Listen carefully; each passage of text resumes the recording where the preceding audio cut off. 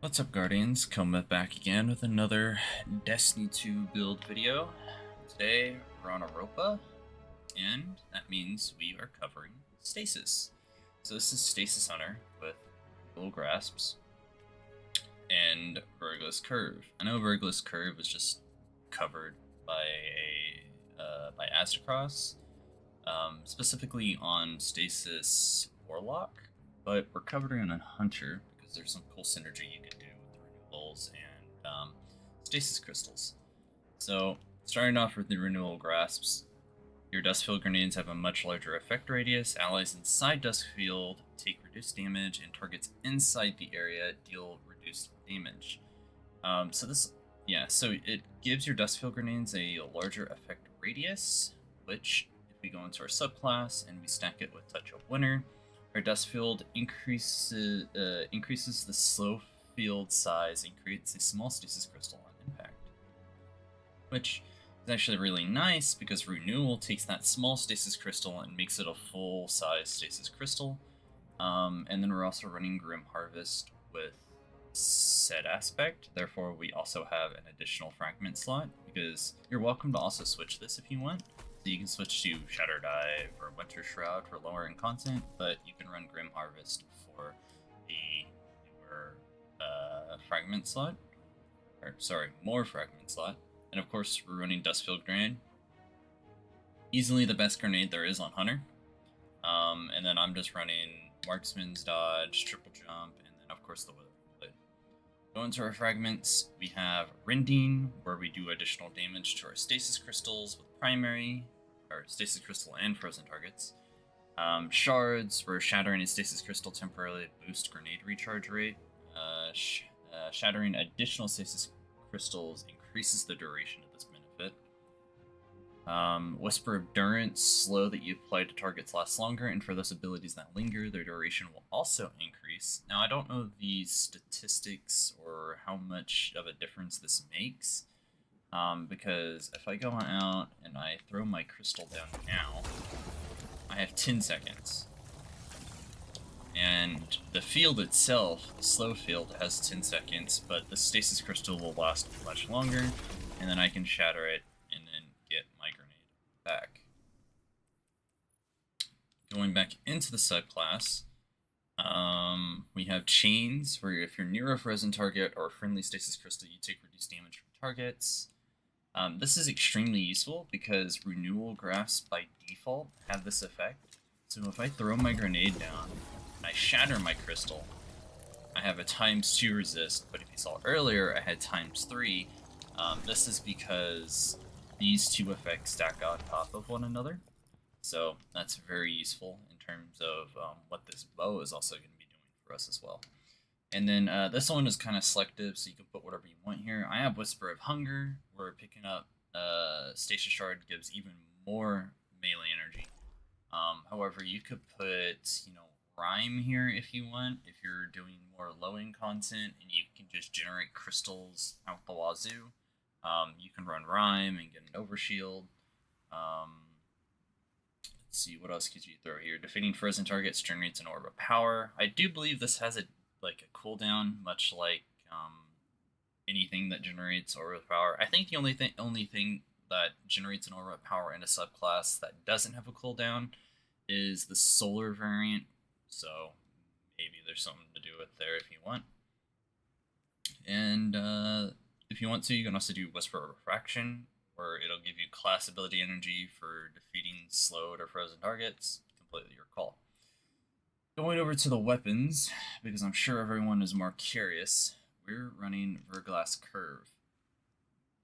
Now, at first, I thought this bow wasn't a whole lot, but after really playing around with it and figuring out how it works, it slowly starts to show how this bow will actually synergize extremely well with stasis. It states final blows of this weapon grant stasis arrows. Your next hit fire shot will fire all of them in a single volley. And then its backup perk, Hailstorm, direct hits with stasis arrows freeze combatants and slow opposing guardians. Stasis arrows that impact the environment create stasis crystals. Well, who would have known? But the useful thing about this is that when you hit fire your arrow, and then you shatter that crystal that the arrow creates, and it gets a kill, it'll benefit your next few stacks of Hail Barrage.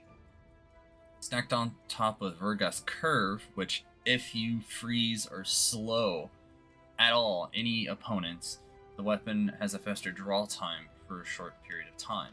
This kind of makes up for the low damage profile of the bow, because in higher end content, this bow lacks most of the time, but thanks to this, it kind of bumps it up.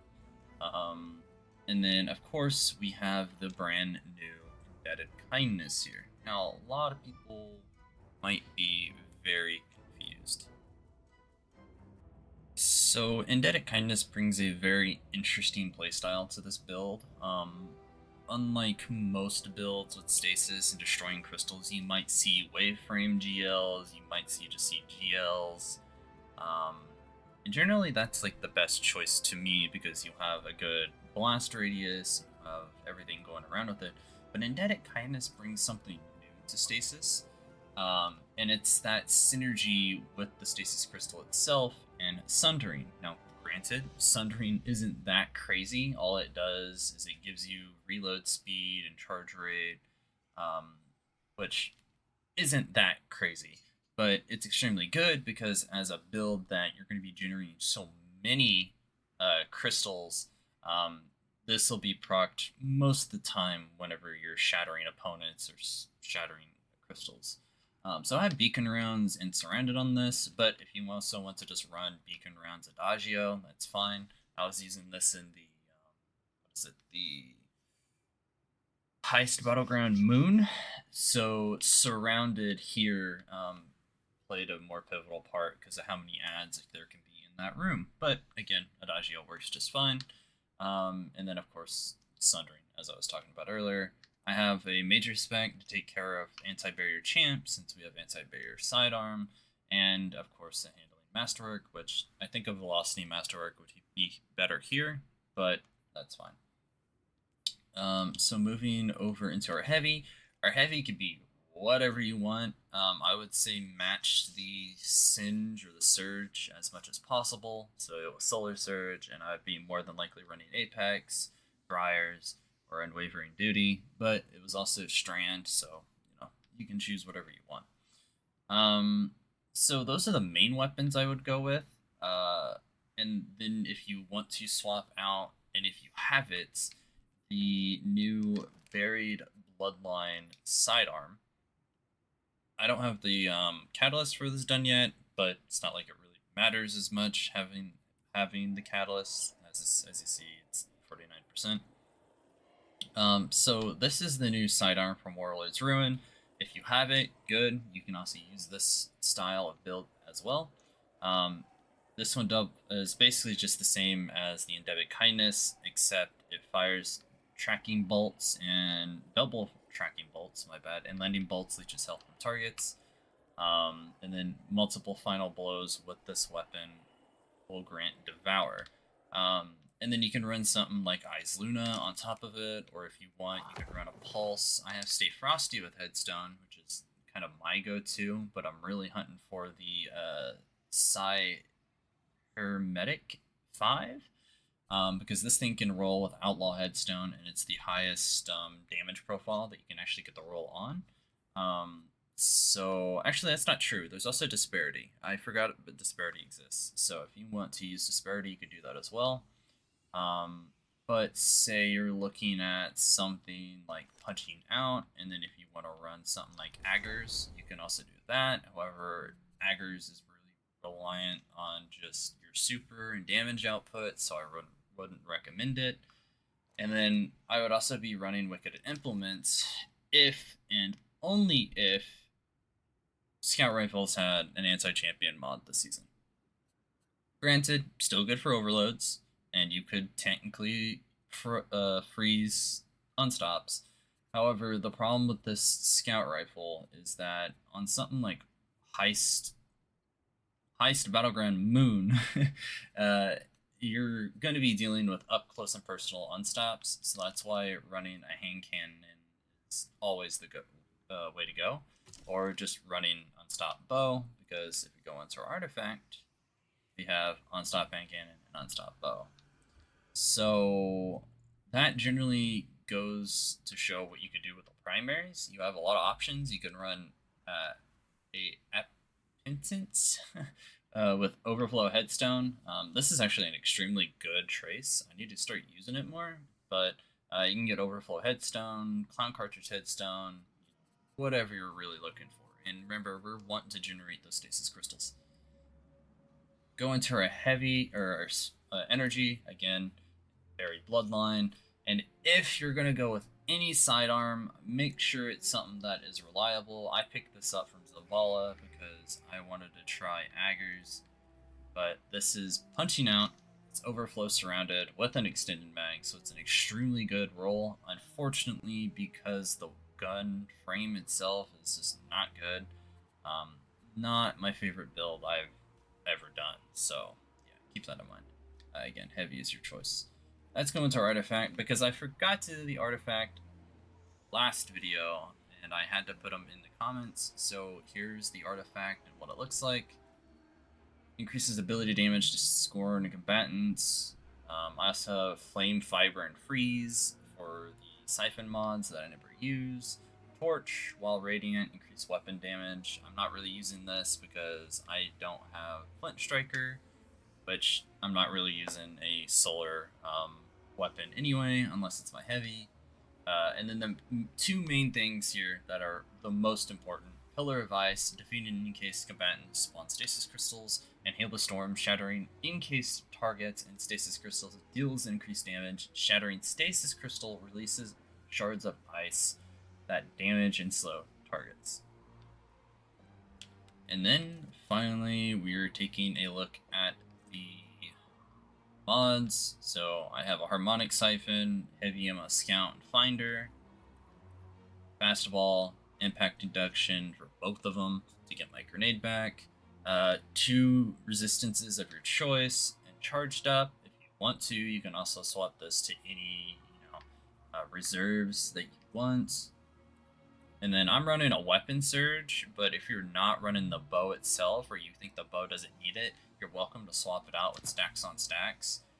Elemental charge, not so much. It's a little weak in terms of how you're going to be playing this class from a distance with a bow, so I wouldn't recommend it, but it's an option.